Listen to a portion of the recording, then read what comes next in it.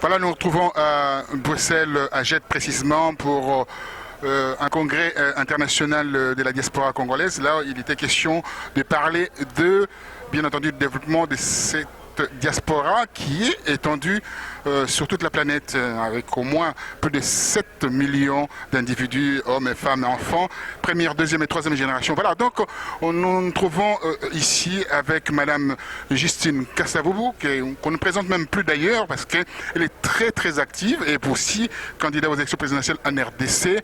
Elle a quelque chose à nous dire par rapport au passeport biométrique, semi-biométrique de la RDC. Que pensez-vous de cette polémique qui existe sur le cas du passeport congolais? Mais vous savez, en réalité, c'est une polémique qui a son droit d'exister tout simplement parce que nous assistons là à une supercherie supplémentaire. Vous savez que lors de l'émission des derniers passeports qu'on disait semi-biométriques, quelle était la supercherie? Elle était de nature géopolitique parce qu'en réalité, il s'agissait pour Kinshasa d'accorder la nationalité congolaise par ce biais-là à des sujets rwandais. Et qu'est-ce qu'on a constaté? Que l'émission des passeports avait permis maintenant, grâce à l'acquisition de la nationalité congolaise, d'octroyer des bourses d'études à des sujets rwandais. Et cela a été vérifié aux États-Unis. Et donc cette fois-ci, l'œuvre de balkanisation du pays entreprise par Kagame, qui est le mentor de Kabila, n'est pas achevée. Et donc, ils essayent maintenant encore, par cette opération, de priver les Congolais de leurs droits à exister, de les rendre en quelque sorte apatrides et d'octroyer de nouveau des passeports à des sujets rwandais. Et donc pour nous, c'est ça la menace géopolitique qui pèse sur le pays. Mais au-delà de ça, c'est une supercherie parce que tout simplement, nous avons entendu le porte-parole du gouvernement dire que les passeports qui ne seraient plus valables en octobre, eh bien, ceux qui ont des visas valables pour aller dans certains pays, on prendrait ces visas pour les coller dans le nouveau passeport. Mais là, c'est faire usage de faux. Et donc, ce gouvernement a affiché clairement que, en réalité, c'est une bande de truands. Alors maintenant, il y a encore un élément que nous devons souligner par rapport à ce dossier. Vous savez que tous ces passeports qu'on prive, eh bien, la communauté internationale est aussi placée devant ses responsabilités parce qu'en réalité, Kinshasa essaye par ce trafic, encore une fois, eh bien, de démontrer que les sanctions qu'on avait prononcées contre ce régime, et ça ne comptera pas.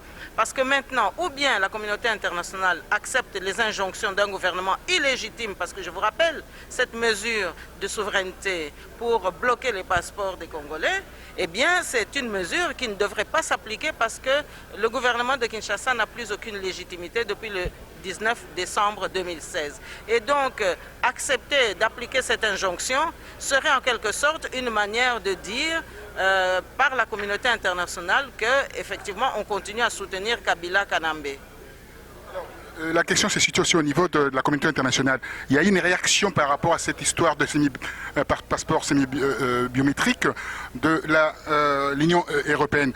L'Union européenne dira ce matin qu'elle va accepter toujours la validation de ces passeports qui est toujours en cours de validité. Que pensez-vous de cela?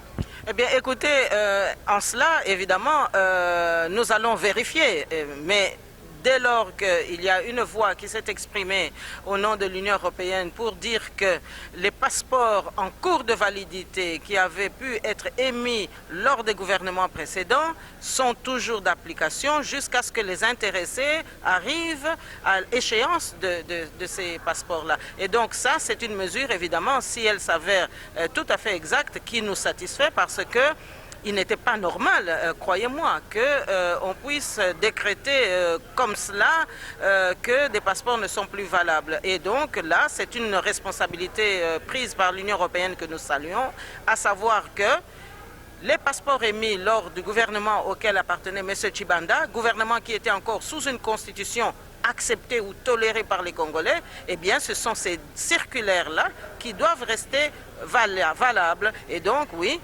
nous saluons cette mesure. Alors, est-ce que vous ne pensez pas par rapport à à cette manœuvre dilatoire, cette manœuvre du gouvernement, du régime, serait de priver en fait l'opposition de se déplacer et par conséquent, par voie de conséquence, d'amoindrir leur effort au niveau du lobbying.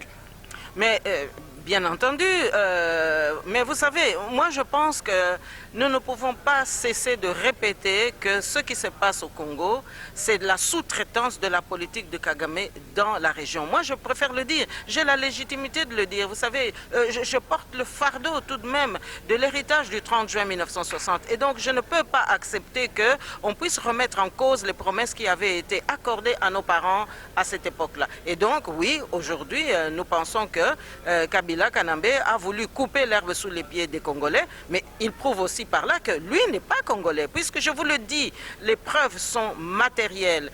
Eh bien, les passeports, lorsque on lance cette opération, c'est toujours pour accorder la citoyenneté congolaise à des sujets rwandais qui vont après infiltrer les opposants de la diaspora et puis aussi tuer ces opposants, parce que vous savez bien que les techniques d'empoisonnement du régime de Kigali eh bien, ne sont plus à démontrer. Et donc là, effectivement, nous sommes maintenant en train de constater ce que nous avons toujours dénoncé. Alors pour terminer, on part sur le prochain dialogue, on parle de dialogue encore, du troisième dialogue, etc. Qu'y pensez-vous de cela? C'est pour retarder les choses, pour permettre encore Kabila à se pérenniser au pouvoir?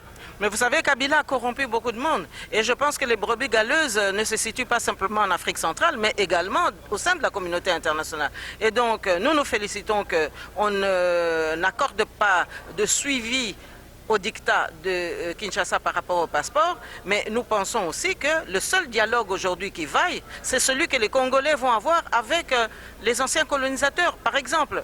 Parce qu'il va falloir quand même que nous ayons des gages, des garanties qu'on ne va plus s'immiscer dans le choix souverain du peuple congolais. Nous avons subi Kabila Kanambe simplement parce qu'il était soutenu par la Belgique. Et au nom de quel droit la Belgique devait se substituer à la volonté du peuple congolais pour nous imposer un quidam venu de nulle part? Alors, pour terminer, effectivement, on nous parle aujourd'hui d'une transition sans Kabila. Que pensez-vous de cela? Mais bien entendu, Kabila doit déguerpir illico. Et il n'est pas question pour nous d'attendre le mois de décembre. Et je pense que ce congrès, vous allez le constater jusqu'aux résolutions, nous allons affirmer et réaffirmer notre volonté de voir Kabila partir. Il n'a plus rien à faire dans notre pays. Trop, c'est trop. Et nous allons aussi le faire comprendre à certains de l'opposition qui ont cru qu'ils avaient maintenant le droit de lui donner un glissement gratuitement. Et donc maintenant, nous allons mettre fin un peu à toute cette anarchie. Et je pense que maintenant, le peuple congolais doit reprendre son destin en main. Merci infiniment, Madame Justine Mpoyo Kasavubu. Il faut bien préciser Justine Mpoyo Kasavubu. Je vous en sais gré. Merci. Merci à vous.